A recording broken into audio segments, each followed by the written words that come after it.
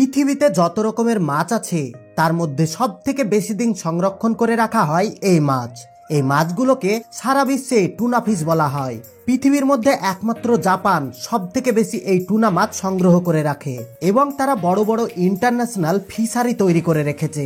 এই টুনা মাছ প্রসেস করার জন্য তারা রীতিমতো বড় বড় ক্রেন, বড় বড় শিপিং এবং বড় বড় ফ্যাক্টরি তৈরি করে রেখেছে এবং তারা প্রত্যেক বছর বিশাল বিশাল আকৃতির টুনা মাছগুলোকে প্রসেসিং করে সারা বিশ্বে এক্সপোর্ট করে থাকে।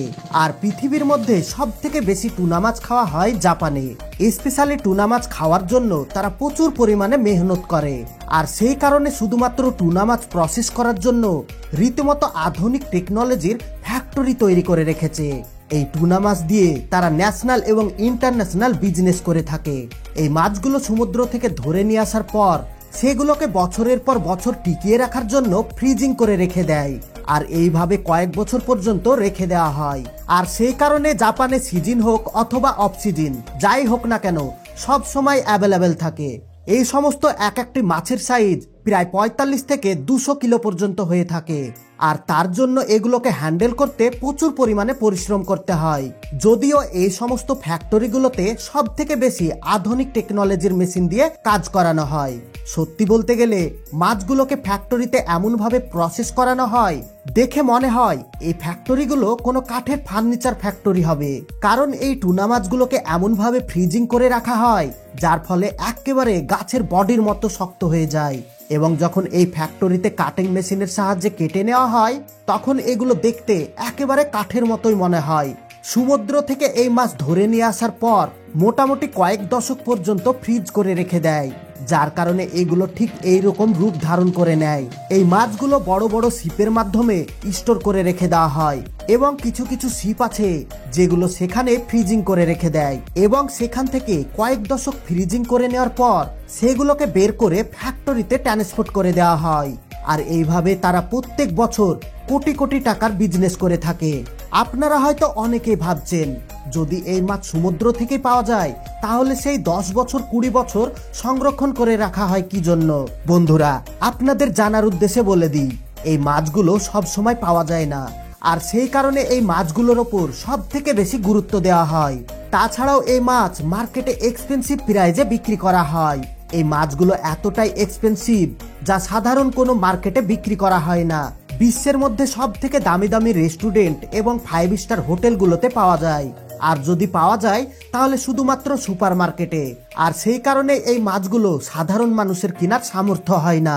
যাই হোক, আজকের ভিডিওতে আমরা জানবো এই সমস্ত টুনা মাছগুলো সমুদ্র থেকে কিভাবে ফিশিং করা হচ্ছে এবং তার সাথে সাথে কিভাবে ফ্রিজিং করে রেখে দেওয়া হচ্ছে এবং এই সমস্ত মাছগুলো ফ্যাক্টরিতে কিভাবে প্রসেস করে সেল করার জন্য বিদেশে এক্সপোর্ট করে মার্কেটে পাঠানো হচ্ছে।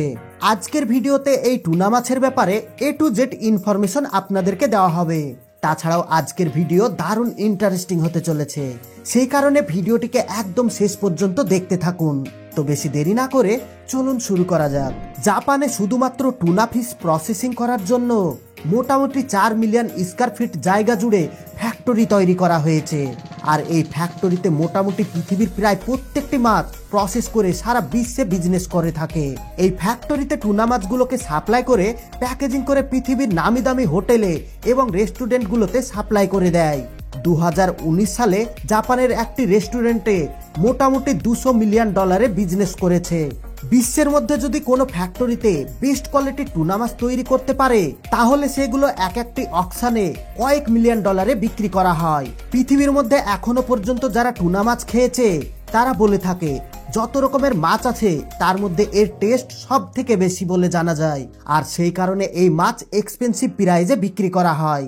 কিন্তু মোটামুটি 10 থেকে 15 বছরের মধ্যে 97% এই মাছের পপুলেশন কমে গিয়েছে, কারণ যেহেতু এগুলো মার্কেটে চাহিদা প্রচুর পরিমাণে বেড়ে গিয়েছে সে কারণে বেশিরভাগ ফিশারিতে অতিরিক্ত পরিমাণে সংগ্রহ করতে শুরু করেছে। আর সেই কারণে সমুদ্রে এই মাছ এত পরিমাণে কমে গিয়েছে এবং কয়েকটি রিপোর্টে জানা গিয়েছে আজ থেকে ভবিষ্যতে 30 বছরের মধ্যে যত পরিমাণে মাছ খাওয়া হতো সেই পরিমাণে আজকের দিনে সেই সমস্ত টুনা মাছগুলো খেয়ে কমপ্লিট করা হয়ে গিয়েছে। আর সেই কারণে 97% পপুলার ডাউন হয়ে গিয়েছে। অবশ্যই জাপান সরকার বর্তমান সময়ে এই মাছ ধরা নিষিদ্ধ করে রেখেছে। বর্তমানে এই সমস্ত ফ্যাক্টরিগুলোতে বিভিন্ন রকম সামুদ্রিক প্রাণীগুলোকে নিয়ে বিজনেস করা হচ্ছে। এই ফ্যাক্টরিতে প্রত্যেক দিন মোটামুটি 1400 টন টুনা মাছ প্রসেস করা হতো এবং এক এক দিনে মোটামুটি 3 থেকে 13 মিলিয়ন টাকা ইনকাম করা হতো। এই ফ্যাক্টরিতে আজ পর্যন্ত যত কাস্টমার এসেছে তার মধ্যে বেশিরভাগ কাস্টমার শুধুমাত্র ব্লুফিন টুনা মাছ কেনার জন্য এসেছে।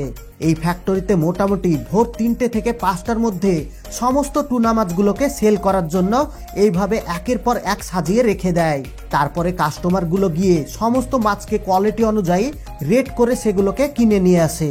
কিন্তু এই টুনা মাছগুলোকে বেশি টাকায় বিক্রি করার জন্য সেগুলোকে গোপনে কেমিক্যাল রিয়াকশন করানো হতো। কিন্তু এই কেমিক্যাল রিয়াকশনের কারণে এই মাছগুলোর যে অরিজিনাল টেস্ট সেটা মোটামুটি 70% কমে যেত। কারণ সেই কেমিক্যালের কারণে মাছের যে মাসাল সেটা কয়েক গুণ শক্ত হয়ে যায়, যার কারণে এই মাছগুলোর মুভমেন্ট করতে অনেকটা অসুবিধা হতো। যাই হোক, সর্বপ্রথমে বিশাল বড় ছিপ নিয়ে সমুদ্রে গিয়ে ফিশিং করা হয়। এই মাছ শুধুমাত্র বছরে কয়েকদিনই পাওয়া যায়, সেই কারণে ফিশারিম্যানগুলো সব সময় মাছ ধরার জন্য রেডি থাকে।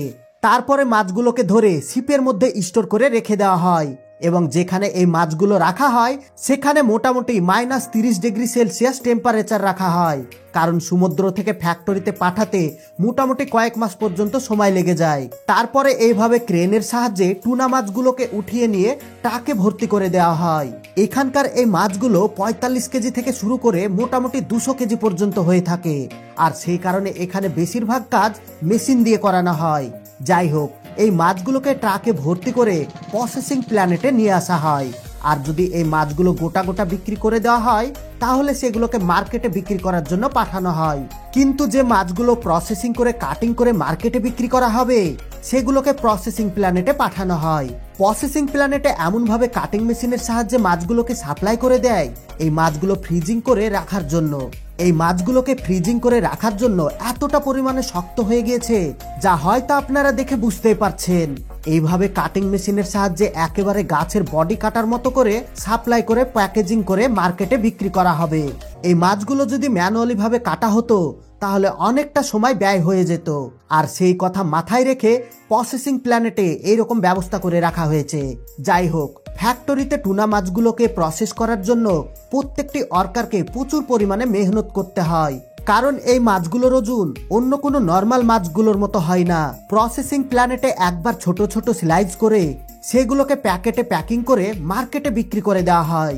যাই হোক, এইভাবে জাপানে এক একটি ফ্যাক্টরিতে প্রত্যেক বছর কয়েক হাজার মিলিয়ন ডলার বিজনেস করা হয়ে থাকে।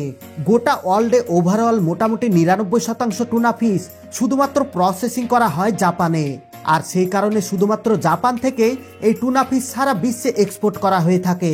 এই টুনা মাছগুলোর প্রাইস, কালার এবং টেস্টের উপর নির্ভর করে। কাস্টমাররা মাছের কালার দেখে বুঝে যায় আসলে কোন মাছের কেমন টেস্ট হবে। সেই কারণে কালারের উপর ডিপেন্ড করে এই মাছগুলো মার্কেট থেকে কিনে নিয়ে আসে। অবশ্যই এই মাছগুলোর কালার খুব বেশি সময় পর্যন্ত ভালো থাকে না, আর সেই কারণে খুব কম সময়ের মধ্যে কেনা বেচা হয়ে যায়। তো বন্ধুরা, অবশ্যই নিচে কমেন্ট করে জানাবেন আপনাদের মধ্যে কেউ কি কোনোদিন টুনা ফিশ খেয়েছেন। যদি খেয়ে থাকেন তাহলে এই মাছের টেস্ট কেমন সেটা কিন্তু কমেন্ট করতে ভুলবেন না। আর বন্ধুরা, সব লাস্টে জরুরি কথা, আমরা যেন এর থেকে আরো সুন্দর সুন্দর ভিডিও বানাতে পারি এই জন্য ভিডিওতে লাইক দিয়ে ভিডিওটি আপনাদের বন্ধু এবং ফ্যামিলির সঙ্গে শেয়ার করে দিন। আর আপনি যদি আমাদের চ্যানেলে নতুন হয়ে থাকেন তাহলে অবশ্যই চ্যানেলটিকে সাবস্ক্রাইব করে ফলো করে নিন আর বেল আইকনে ক্লিক করতে ভুলবেন না, কারণ আমাদের যে কোনো নিত্য নতুন এরকম ইনফরমেটিভ ভিডিও আপলোড করার সঙ্গে সঙ্গে আপনি যেন সবার আগে দেখতে পারেন। এতক্ষণ পর্যন্ত সঙ্গে থাকার জন্য আপনাদের সবাইকে অসংখ্য ধন্যবাদ।